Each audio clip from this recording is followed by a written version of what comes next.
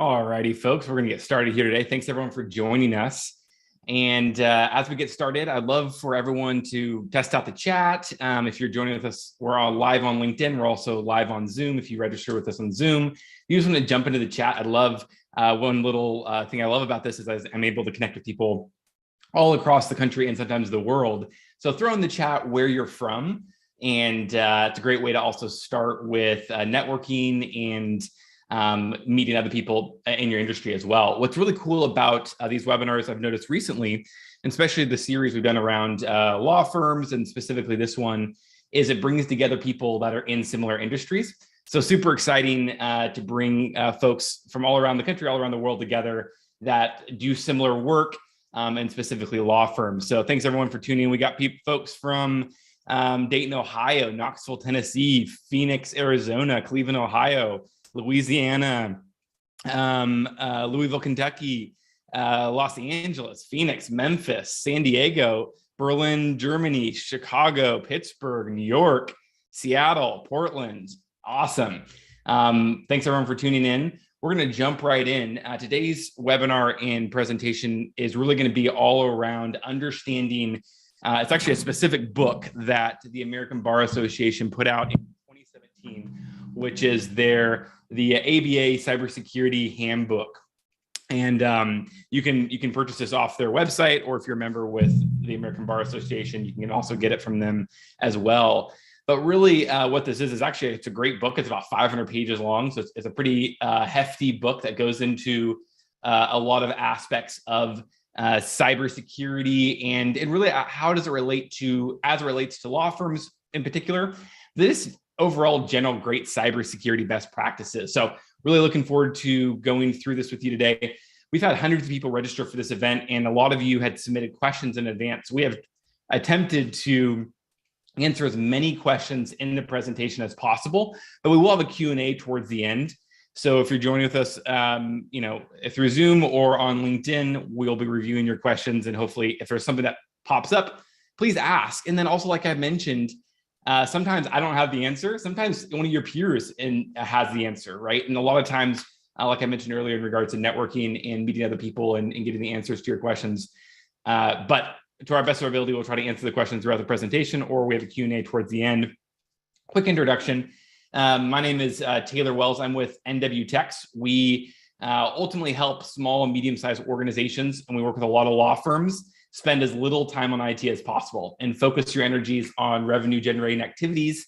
We take care of IT, and specifically we do a lot of work in cybersecurity. If you want to learn more about other educational events we have like this one, head over to nwtechs.com/webinars.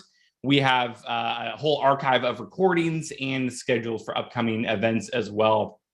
And head over there, everything from cybersecurity to Microsoft 365. A lot of you that are on this watching and tuning in now may have been to one of our previous events. So thanks for being back. And we usually do these events once or twice a month around specific technology topics as it relates to your organization.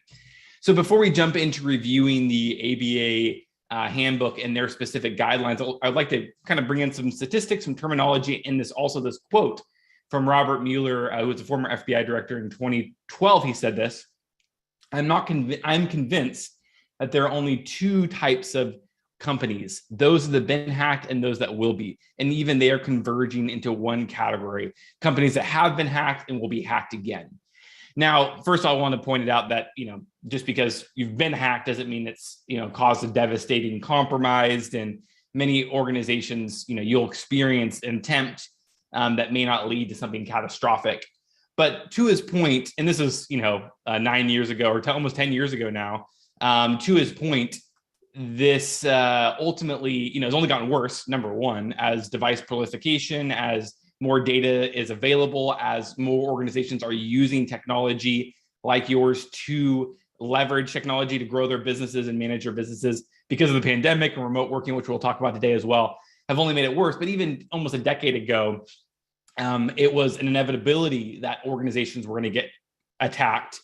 And at least once, if not more than once. And so what we're seeing is, obviously an exponential trend in attacks. And I'd love to kind of point out a couple statistics that may be relevant for you to understand kind of the exponential trend that we've seen. Well, first of all, in the past year, and this was, this is between 2020 and 2021, Microsoft did a study and demonstrated that a lot of their online tools had almost 10 years of growth in usage and overall usage. Some of those tools like Microsoft Teams being one of them, that was spurred on by the pandemic, that was spurred on by remote working and more cloud-based working and just more utilizing technology in general. But we've seen just an exponential adoption in technology. And like I mentioned, the device proliferation and overall technology usage. And I'm sure your organization has experienced that, and you've experienced that in your own personal life, right? How many devices do you have personally? How many devices does your organization have?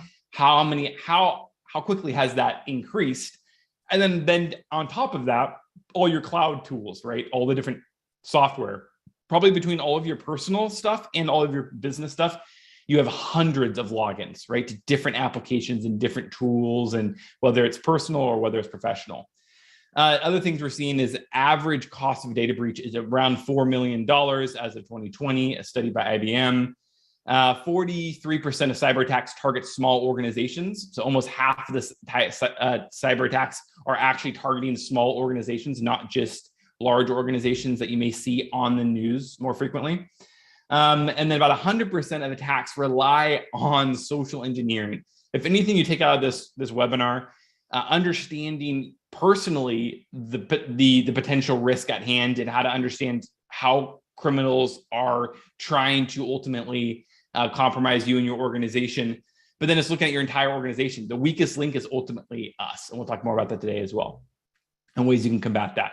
Overall damages related to cybercrime to be about over $10 trillion annually by 2025. Just a crazy number that hard to wrap our minds around.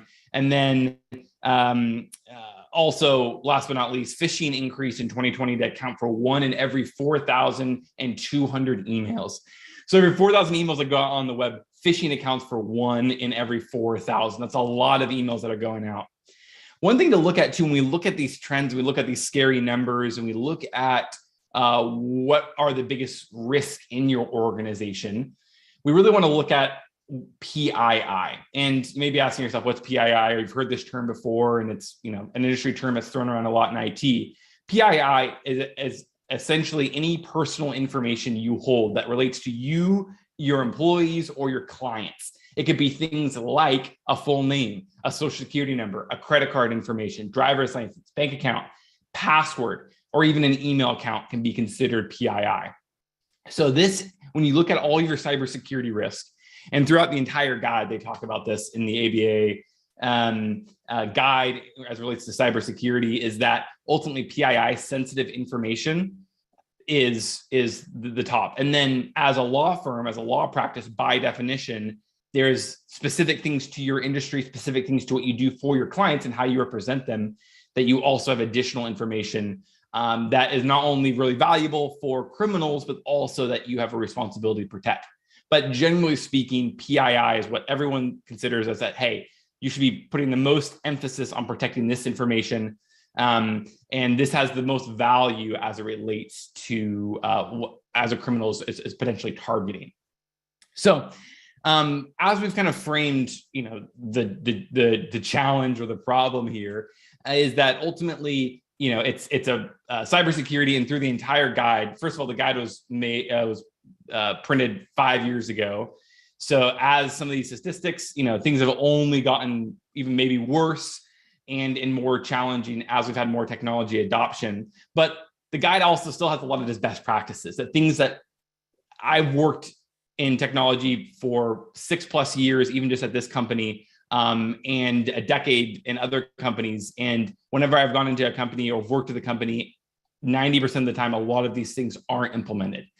So as far as being able to sleep at night well, and also to know that you're doing what's right for your client, for your team, for yourself, for your family, and protecting your data. So let's dive right into the guide. We're not going to jump into every section. I want to be respectful of your time, and we're going to basically spend about the next 30 minutes diving into the guide and different aspects of the guide, and then we'll leave some room towards the end of the hour to answer questions. But essentially, we're picking out, especially you guys, you all asked a lot of questions. We're ultimately going to be picking out the chapters that are the most relevant. If you are curious, the chapters we didn't cover in this presentation, feel free to reach out or ask, and we can get that information to you. As far as there are very short chapters and very maybe industry specific or very niche questions or challenges, and we essentially covered the vast majority of the content in the main chapter. So the first chapter and section in the guide is understanding the cybersecurity risk, and they jump right into a bunch of examples of organizations that have been compromised, small and great. They actually bring out the Pamela papers, which is if you're bored at night and you're curious about reading interesting security breaches that have revealed very sensitive information that have compromised world leaders, check out the Pamela papers. This was a security breach where a group of hackers attacked a law firm in Panama and ultimately compromised all these different former leaders and current leaders in this entire tax evasion scheme.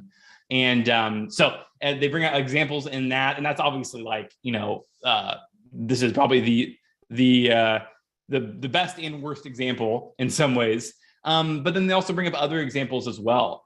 But then as we kind of dive into it, they kind of bring out, hey, it's big companies, but also large organizations as well. And they talk about other things like kind of what I've already mentioned, billions of devices connected, right?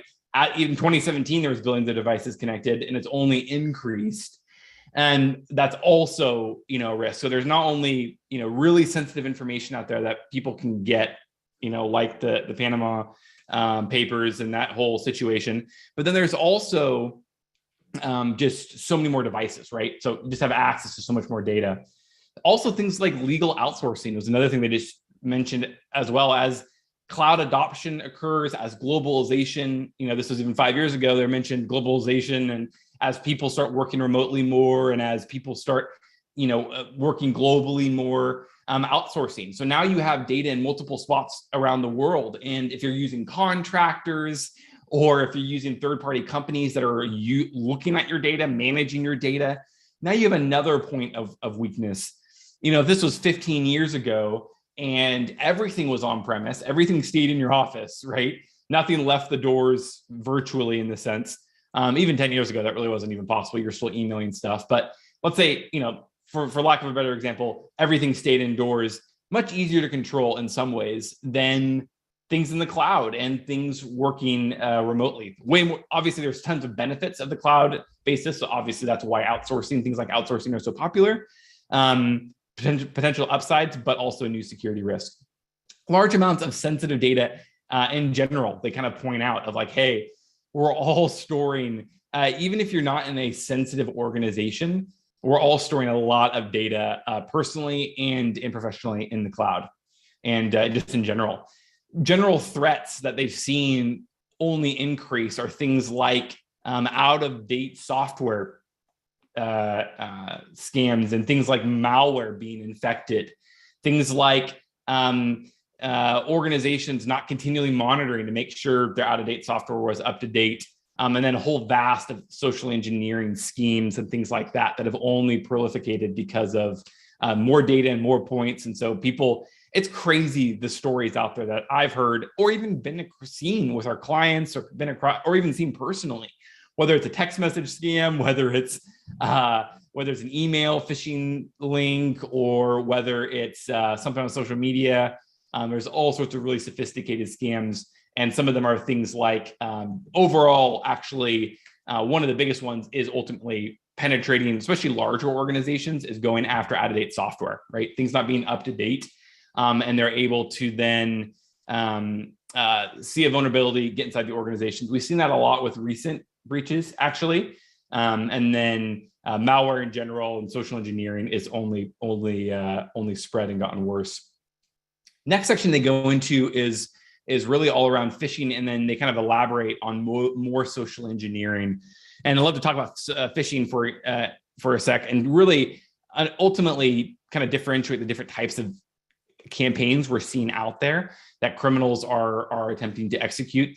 and being very successful in a lot of ways. First, number one is spoofing. And you've probably heard these terms before, but just to give some definition, that way you can kind of understand how to combat these different issues. And they obviously give ideas as well in the guide. But spoofing being one of them. And that's really ultimately where somebody is impersonating you. And actually, with DMARC and different DNS settings you can put in place, you can prevent spoofing from happening, because actually 10 years ago or 15 years ago, it's very easy for somebody to impersonate your email. And so we're seeing spoofing, still occurring, but maybe less than it was a while ago. But then just impersonation in general. We've had clients that have had criminals impersonate them by building an entire website with a very similar domain, but the entire website looked almost identical to the organization. And this organization was actually a fundraising organization that ultimately these criminals were trying to get donations that were intended for our client, and trying to intercept those donations. Another form of phishing is spear phishing. And this is very sophisticated phishing campaigns. And phishing in general is when somebody is ultimately getting you, kind of throwing out bait to get you to and I'm trying to go with the analogy of fishing, but basically putting out some bait to get you to then give a bite on the line and give up some valuable information that either leads to a security breach or then leads to another crime that then leads to a security breach. And phishing campaigns can be one part of a very sophisticated overall attack that goes after, especially if it's very premeditated and they're going after very specific information, like in a very high profile case, like in the Panama Papers, right? They're going after a very high profile organization, and that organization ultimately didn't have the things in place to protect their data. And so phishing could be a part of something like that, right? And then it then leads to other information. So we've seen phishing campaigns, very sophisticated phishing campaigns, where they are either impersonating you, right, and getting somebody to click on a link or go to a fake website or download malware, or it could be appearing to be a vendor of yours, right, like Netflix or Bank of America. And cyber criminals use all sorts of very sophisticated tactics to do the spoofing portion, but then also the spear phishing portion, where they're going after one individual person, and it's very well designed. And then also, that can also lead to email compromise breaches, which we'll talk about here in a second as well. So the next section they jump into is really all around insider trading schemes. And this is an interesting, if you're interested in that or interested in learning more about those types of situations, especially in larger organizations, but even smaller companies have experienced this, where they broke into an organization's server and ultimately monitored. So they targeted the company that was about to go public. And so they went and broke into the servers of the company that was about to go public or about to do a merger. I believe it was a merger actually. And basically got insider information on the organization. And they were able to then place trades on it. And in this one situation, they did it on these 5 different companies, placed multiple trades, and they netted like $4 million from doing this insider trading scheme with getting insider information from this particular law firm that was handling this merger. And so yeah, situations like that, where even law firms in particular that maybe are in mergers and acquisitions, that are in that industry, there's a specific industry schemes, especially with law firms in particular, because there's so much sensitive information that we've seen a lot out there. One of them being insider trading, especially in mergers and acquisitions, organizations that deal with business transactions and things like that. Another thing they bring up is ransomware, and of course, we've seen ransomware on the news, unfortunately, way too much. And ransomware is essentially, with the ransom idea of taking it's a virus that encrypts your information, holds it hostage until you pay them money or give them whatever they want. And, a lot of ransomware is actually not super premeditated. It's pretty just mass marketed out there. And so we see small organizations get it. We see large organizations get it. And then this one situation they brought up in the guide was fake voicemail message that led to ransomware and encrypted files. So I think the hacker used a fake voicemail and we've seen that a lot. I mean, through different socially engineered attacks, whether it's ransomware, whether it's insider trading, we're seeing texting, voicemail, and phone calls, right? Those three mediums. Criminals are ultimately always looking to think outside the box, right? And do something and take us by surprise when it comes to us falling for a cyber crime. And so we've seen it through all these three different mediums of voicemails, and you've seen it, I'm sure, yourself, or text messages that are criminals. My mom sent me one a couple months ago that was like a COVID related one. My wife experienced one a couple weeks ago where we were booking flights and we called, through Google, and end up calling a fake reservation line for the airline that was super legit and seems super legitimate, to things all the way to really targeted events like the Panama Papers, right? So these socially engineered attacks are, especially with ransomware in particular, are pretty just prolific, and they're kind of just massively marketed. Then there's other crimes that are more specific. One of them being maybe business email compromise would be one of them.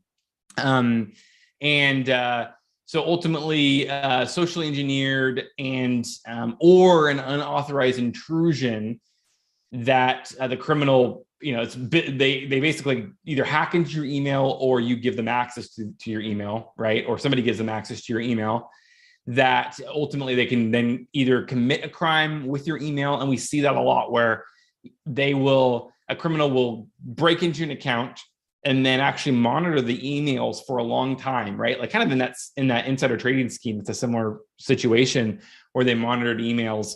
So then they can then perform another crime, like a gift card scam, right? Where they get somebody to email, or a wire transfer scam. We see that a lot, where they want to interact with your banker. And we've seen clients that have almost been prey to that as well.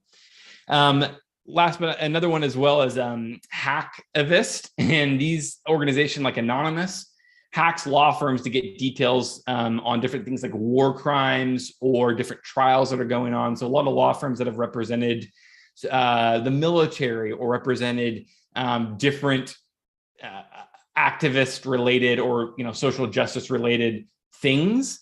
Lawyers that work in those spaces have been targeted because of these organizations wanting this information to be public.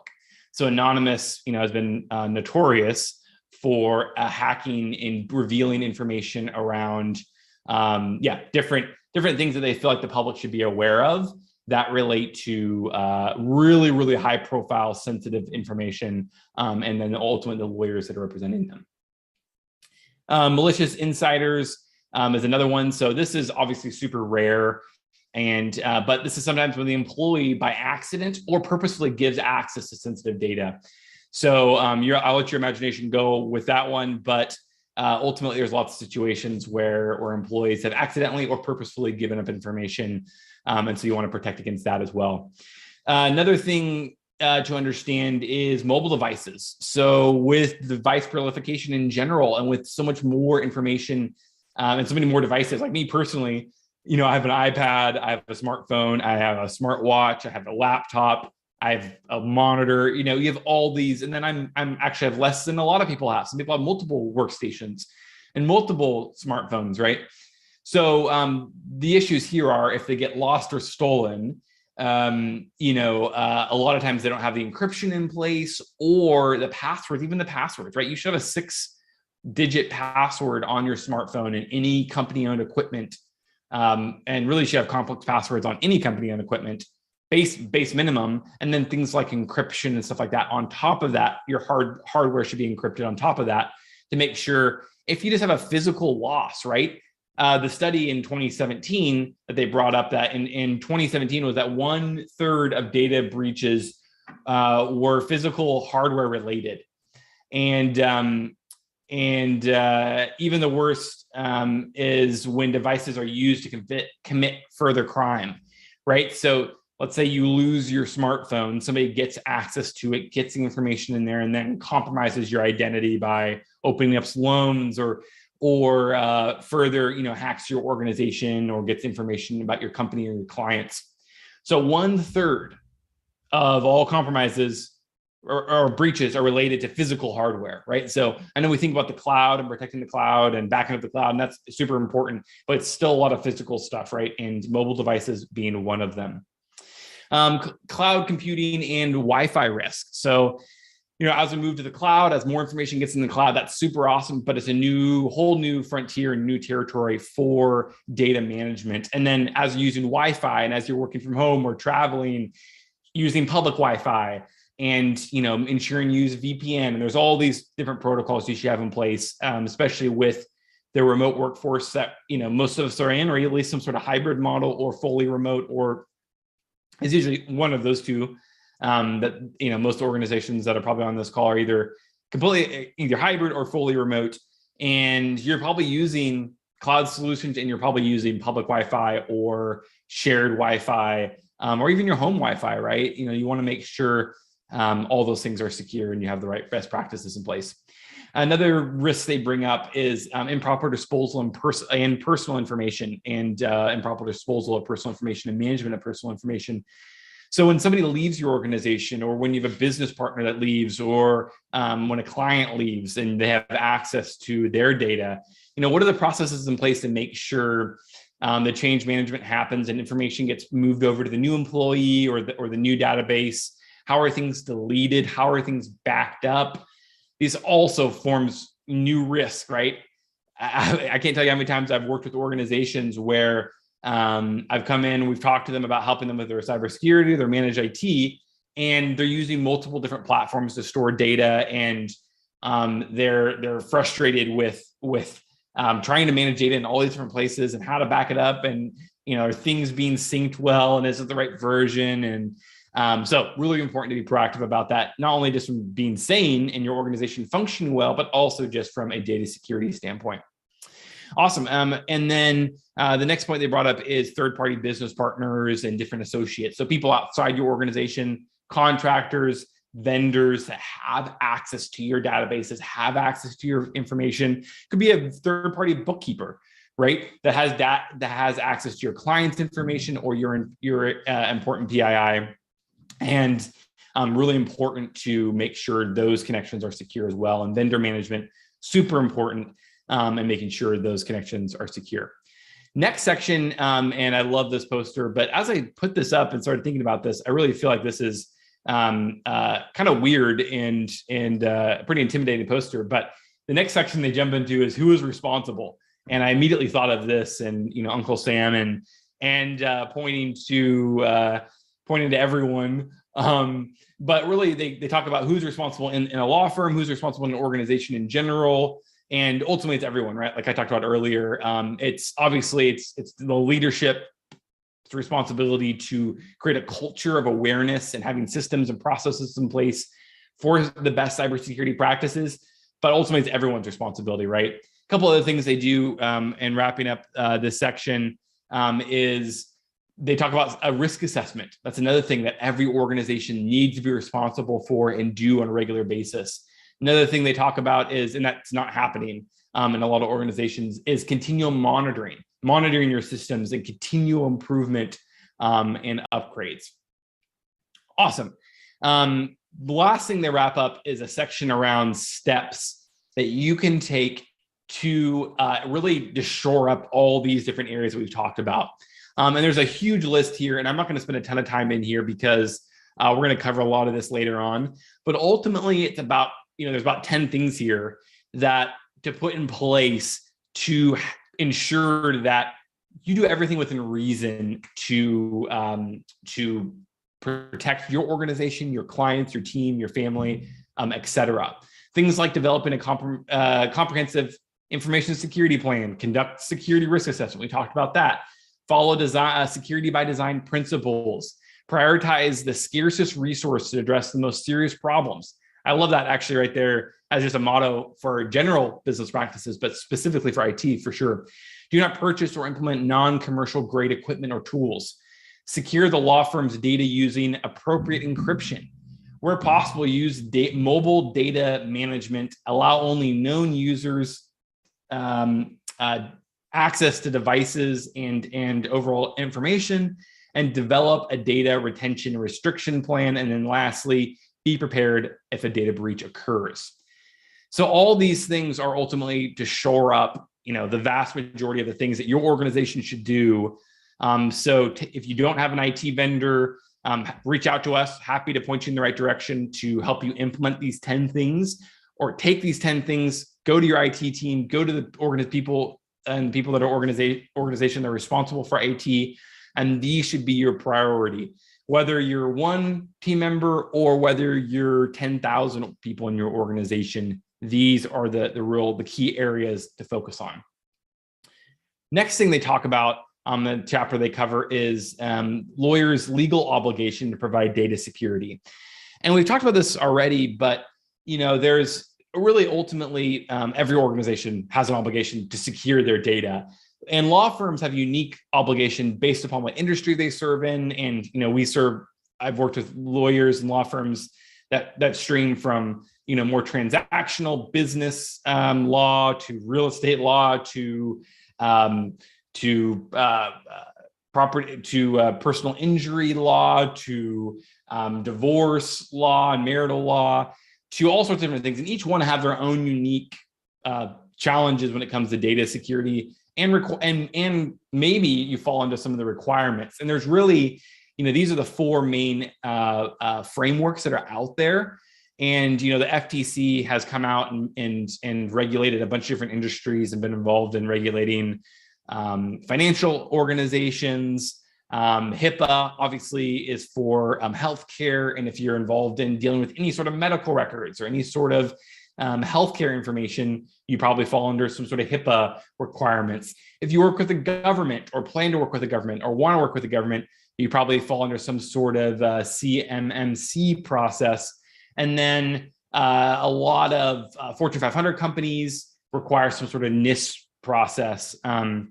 There's other ones out there.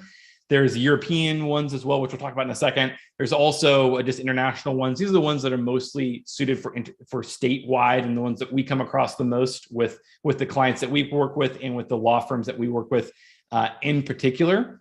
So yeah, these are the kind of the ones to look at. And depending on your organization, right? If you work with it in HIPAA, you're going to have a whole kind of level of cybersecurity you want to have in place. Generally speaking, though, across all of these, the cool part about it is across all of these, there's a lot of crossover. There's a lot of similar things that each one of these processes require. And we actually have a standardized process we take our clients through, whether you're HIPAA required, or if you fall under some FTC rules, or you fall under some NIST framework rules, or ISO, or SOC 2, or whatever. We can help you get through that process, and we can help you make sure you demonstrate compliance with whatever framework you need, but then also just have the best practices in place, right? Because that's ultimately what all these are getting to is, hey, how can you put within reason the best practices? So, and that's actually what kind of the international norms, there's a whole chapter on international norms in the guide. And they talk about things like ISO and the NIST framework. The EU has their own practices. Ultimately, they come down to two things that there's a consistent across every framework. Number one, protect PII, right? Which we talked about previously, and do those 10 things we talked about earlier to make sure you protect PII. And then number two, make sure you notify your team, your employees, your customers, your vendors, if you do have some sort of breach. Those are the two top number two things that come across. And obviously those are pretty general categories. But that list of 10 things we talked about, and then our process as well covers those 10 things that they recommend, that the American Bar Association recommends in this guide, that ultimately will make sure you're compliant. And those things are, fall under protecting PII and notifying your clients. The next section they talk about is kind of the ethical obligation that's arisen because of data security. And this kind of hinted at this already. And I love this picture because reasonable effort, it basically, the chapter in this section talks about lawyers have to demonstrate a reasonable efforts and understand the benefits and risks associated with technologies and new technologies in general. So reasonable efforts, right? Big quote unquote. and yeah, climbing this huge mountain or making sure you do everything, or you go above and beyond. That's great, and that's how I sleep well at night, is knowing that, hey, I've done not only the bare minimum, but I've gone above and beyond when it comes to data security. And so ultimately, getting to the top of the mountain or really surpassing the goal isn't necessarily the standard, but at least reasonable efforts, right? Showing that you have reasonable efforts, and that can be different for every organization. And then throughout the entire American Bar Association guide, they talk about how, depending on your size of organization, right, you're going to have different needs depending on what industries you service or what types of PI, what type of data you interact with. If you're a regional company, if you're a national company, if you're an international company, you're going to have different requirements and different expectations. But ultimately, the ultimate goal is, though, you can demonstrate reasonable efforts. And that is, fortunately and unfortunately, very subjective and very relative based upon your circumstances. The next section they talk about is how, what is cybersecurity for the little guys, and how does it apply to that? And first of all, I don't really like the term little guys. That seems kind of demeaning, but we'll go with it. And they basically come out with an entire list of different things, a checklist essentially is what they come out with.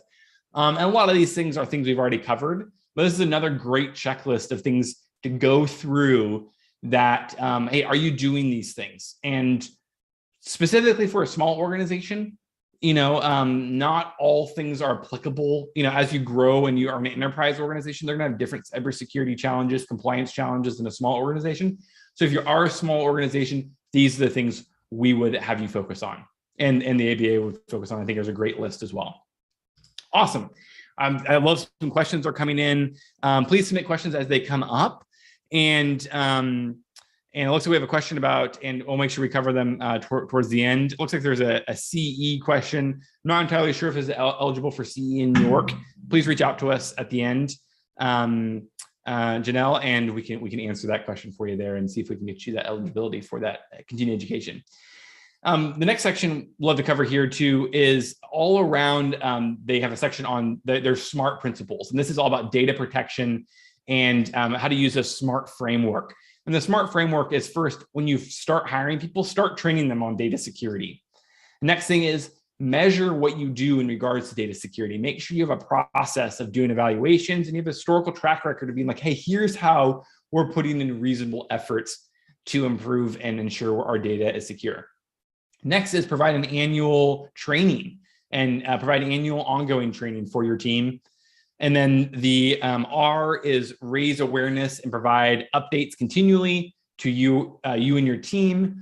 And then lastly, tailor training by role. So depending on your organization and what type of data and what types of teams are involved in what types of things, you should have different training and different expectations for your staff on how they manage that data. So this is a cool kind of framework, if you would, for understanding cybersecurity. I love these focuses on training, and which is something that we help our clients with a lot, is how do you put the right cybersecurity training in place? Because like I mentioned at the beginning, almost 100% of cybersecurity breaches or attacks have some sort of social engineering element. So if you could,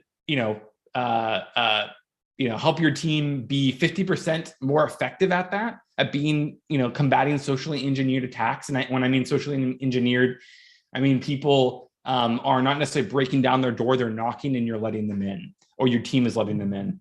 And so I love the focus on this framework for social engineered attacks and making sure you're combating that with awareness, with training, with testing, and also with based upon the role. The next section, and thanks everyone for bearing with us. I know this is a lot of information. I do have some applicable couple takeaways at the end here that I know will be super valuable for you. So thanks for sticking with us. This information I know is a lot, and we will have a recording of this information. So if you want to digest this with your team, if you want to follow up with us and have a conversation with us afterwards, happy to do that because I know it's a lot to digest. We just have a couple more sections, and then we're going to get to the Q&A and make sure we answer any more questions you have that are specific to your situation. Best practices for incident responses, the next section, and towards the end of the guide. And basically what they say is develop a comprehensive business continuation plan and ultimately implement the best practices, but also understanding that the plan will change, right? And that those practices are going to change as your organization grows. So make sure it's iterative and make sure it is evolving as your needs change. Next is reviewing an internal and external dependencies, critical activities, equipment, personnel, and comprehensive insurance plans. So this is the first point here is, hey, look at, obviously your overall plan. If you were to have a security incident, if your systems were to go down for a month, right? Everything were to be down for a month, which happens. I've unfortunately talked to clients or talked to prospective clients or organizations that have seen that. And it's more common than, unfortunately, I like to see. So understand, hey, what is that plan, right? It's a lot of that about backups, right? And then this next point is understand all the different facets of critical activities, and equipment, personnel. And so understanding, if all your systems were to go down tomorrow, how is your team going to work? What are the backups in place? What are the redundancies to make sure those critical activities, your team's still working, everything's still functioning and humming along? A lot of the risk and the financial loss in a cyber breach is not necessarily the ransom that's paid or the lawsuits from the potential clients, but it's things like publicity and losing clients long-term because you're down, right? You're not able to provide a great service to your clients. It's the short-term financial loss of not being able to serve your clients, right? We see that a lot. So it's a lot about, hey, how can we make sure if we do have a security incident, you get back up and running as quick as possible? Develop what happens. So things like tasks, processes, and then provide guidance, right? Figure out, if A happens, what's going to happen after that? Or if this system goes down, what happens? We look at that a lot when we look at, we manage a lot of our clients' data and we're exposed to a lot of clients' data. And so we look at how can we have, if this goes down, how does it affect this? And a lot of our technology is intertwined. Next thing they talk about is implement the plan into the everyday operation. So make sure your continuation plan, your incident response plan is, your operations team and your overall leaders of your departments are aware of it, and it's ready to be deployed if necessary.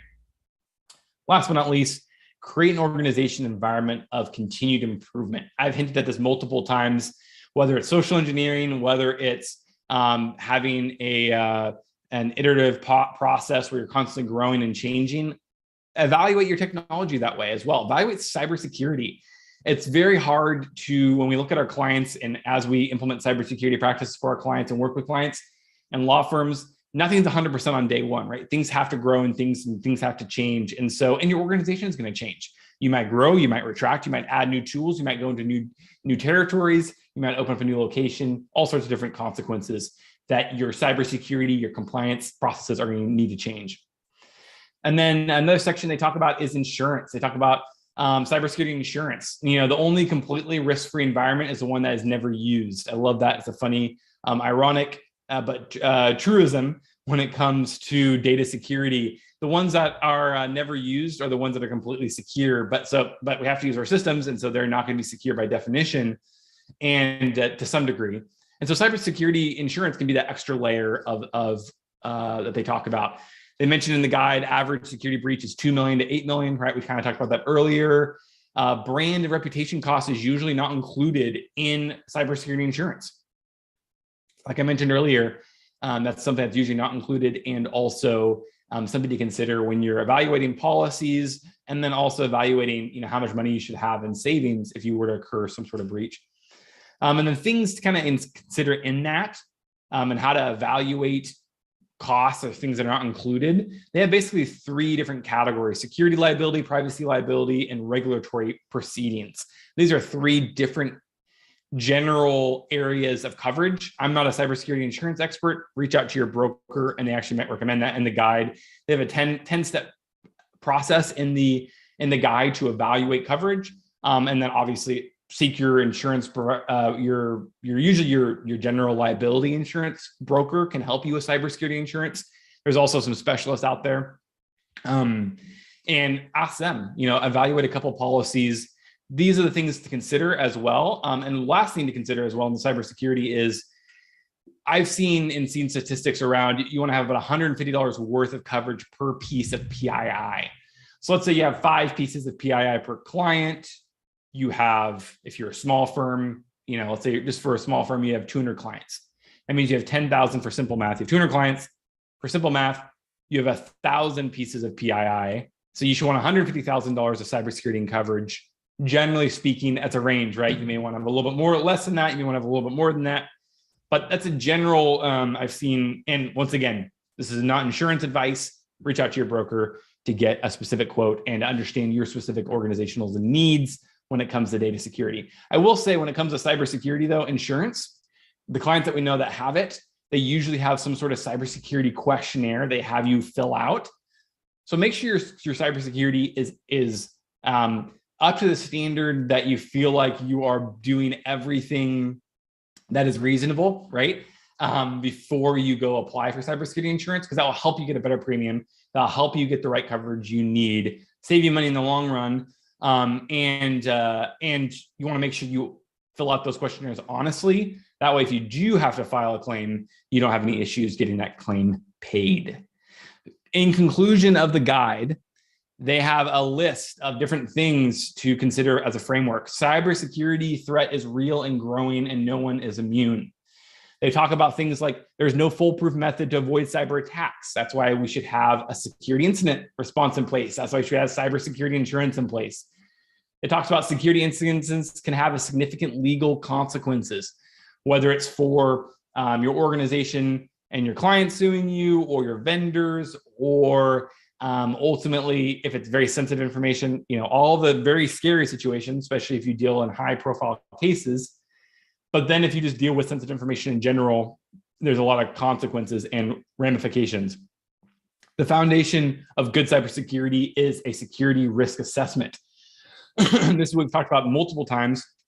And one of the benchmarks of things that we provide for our clients. Education and training are key. Focus on educating your team. Focus on educating yourself on the risks that are out there. That way, you can prevent the vast majority of cybercrime, which is socially engineered.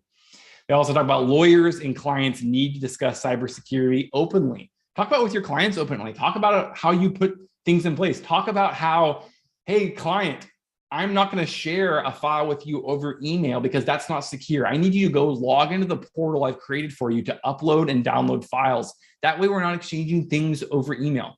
Hey, client, texting sometimes isn't the most secure. Please make sure you text my business line, not my personal phone number.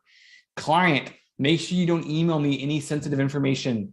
These types of conversations you have with your clients and your team in personally, right? These are best practice to make sure you and your clients are aware of the ways in which you should interact with one another. And the bonus on top of that is your clients know you're being proactive when it comes to cybersecurity. Your clients know that you can be trusted. And then prepare for the worst, right? Like, plan for the best, prepare for the worst. And that's where a lot of, incident response, that's where cybersecurity insurance comes in as well. We have a big 4 checklist. These 4 things are the things we put in place for our clients to make sure that they can be compliant with the last 50 minutes of information I just shared with you. These are the 4 things that we put in place for our clients, law firms and organizations all across the country and across the world to make sure they're compliant, specifically law firms and other professional service organizations. And these things are policies and procedures. You should have about 15 policies in place to document how are you doing cybersecurity, how are you doing data policy, and what is the blueprint for your organization. You should have cybersecurity training and testing. We've talked about that today. You should have an annual risk assessment. I've mentioned that as well. And then you should be ready to fill out third-party questionnaires and assessments. We do all these 4 things for our clients for starting at $15 a month per user. And if you want to get a quote, head over to nwtechcom/let's talk. You can schedule a time with us to get a quote. You can also email us at hello@nwtech.com, and we can also get you a quote that way as well. And we can get you up and running and get your organization on track. We usually can get our organizations compliant or have everything in place within 30 days. So once you're like, hey, let's do this, I want to have all these best practices in place. I want to be compliant with whatever regulatory requirements I need to have in place. I want to be compliant with the ABA cybersecurity recommendations. Reach out to us. We can get a quote to you. In bonus, before we jump into Q&A, there's 3 ideas I also want to leave with you. Bonus ideas. First, get a password manager. Number 3, implement and enforce MFA across your entire organization as much as possible. And number 3, back up all your data, even the cloud, your emails, your file storage, everything in the cloud. Back it up, back it up, back it up. These 3 things, if you do these 3 things, you'll be like way ahead of your peers, and way ahead of like 50% of probably your peers and other people in your industry. And you'll exponentially increase your security overall. So I hope these 3 ideas are super helpful. We actually have webinars on these other topics. So if you want to go to our website, nwtechcom/webinars, you can watch them. Happy to talk about these 3 things as well. In our 4-step process, the big 4, we will help you evaluate these 3 things as well, in addition to everything else, right? In addition to ultimately all the 4 best practices. So thanks for going through that process. I hope that was helpful. I hope that made sense. That guide is awesome. Kudos to the American Bar Association for putting that together. It's very comprehensive. They really do cover all the different aspects of cybersecurity, and I enjoyed reading through it. And kudos to them for having a very comprehensive guide. And I hope our summary was helpful to take 500 pages down to 50 minutes. So love to answer some questions. If you have questions on LinkedIn, or if you are on Zoom, happy to answer some questions here. So a couple questions. One on LinkedIn is Dilbar, I hope I'm pronouncing that correctly, asks, what does a reasonable effort by a lawyer mean to you? Please, could you specify in details? Thank you. Great question. And the reasonable effort, in my experience in the companies I've worked with in different industries, and if I just make a general best practice that would encompass every organization, it would be those 4 things like I mentioned. If you have policies and procedures in place that are documents of how you do data processing that you can show clients, you can show regulatory organizations, you can show vendors. That's number 1. If you're doing cybersecurity training, super crucial, right? If you're training you and your staff on how to avoid a breach. Number 3, making sure you do an annual risk assessment. Every year you're doing a self-evaluation. And then number 4, that you're ready to fill out a questionnaire, whether it's from the cybersecurity insurance agent, whether it's from a vendor or client. We're seeing a lot of our clients asking us for help completing a third-party security questionnaire for a new client they want, right? So if you're trying to get that new client, and if it's a large company, enterprise company, chances are they're going to have security and IT requirements you're going to have to go through. So, are you filling those out not only correctly, but also with confidence that you're doing those things that they've asked you to do?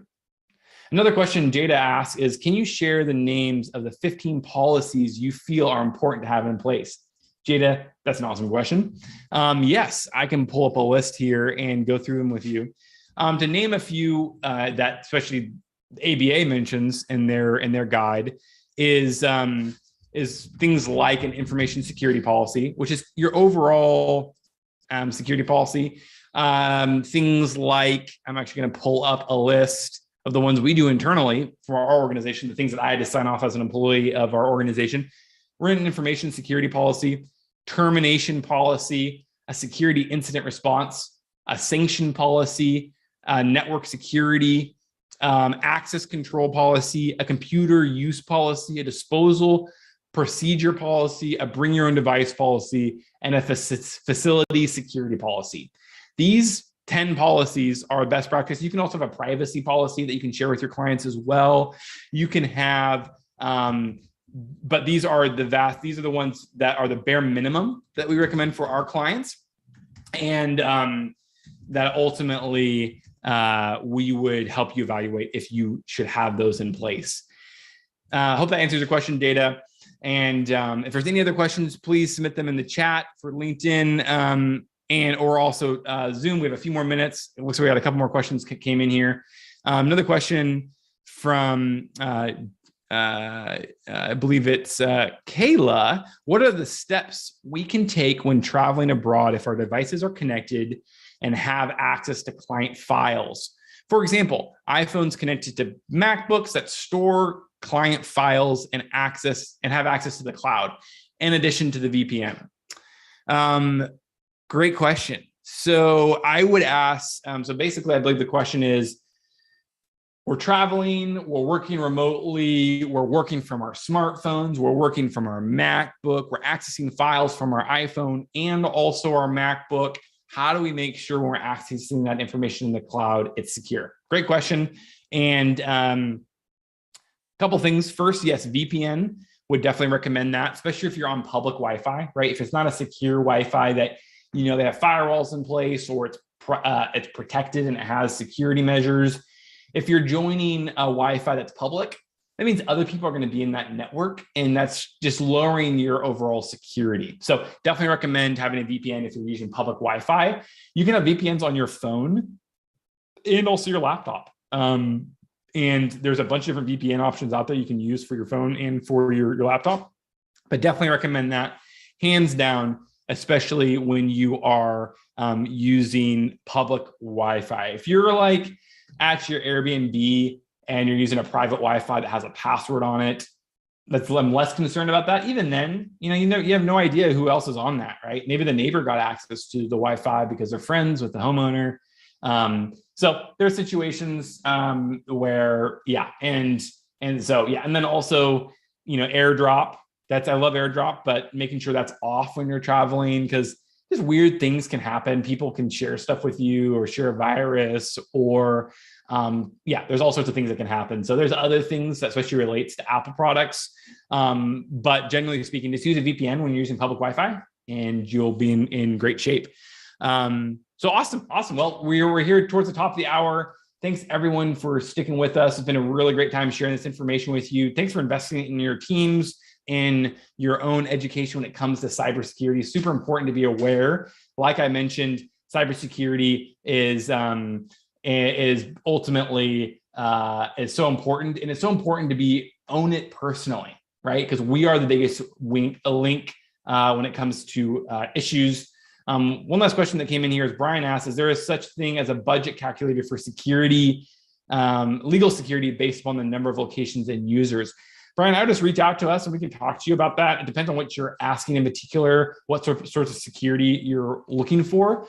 Our process, like I mentioned, we charge $15 to $25 per user. And we ultimately bring in a process to make sure you're completely secure. Legal security, though, that's a pretty broad category. So I'd be curious specifically what you're looking for and if there's any additional things you're looking for. Because generally speaking, you want to go through some sort of process, right? We'll take you through a process that then impacts all of your IT decision-making. That's how you should think about cybersecurity. You should be a proactive process where cybersecurity and managed compliance is like the filter, right, for what you do in your organization when it comes to IT. And it will dictate what sorts of backups solution you should have in place. It dictates what types of file storage you want to use for your clients. It dictates what type of practice management tools you want to use, or accounting tools. Should you be completely on-premise? Should you be completely in the cloud? Cybersecurity and managed compliance will help you evaluate those things, in addition to things like just proficiency and speed of use and feature sets and all that fun stuff. We also do managed compliance for our clients. So managed compliance, managed IT in general. So we can help you with all of the full 365 spectrum of when it comes to legal IT and legal IT security. So I put our link in the chat. Feel free to book some time on my calendar to talk about our services and to get a quote, and we can get your cybersecurity up and running. Thanks everyone for spending time with us today. If you have more questions, please reach out to us. Take care, and we'll see you in the next webinar.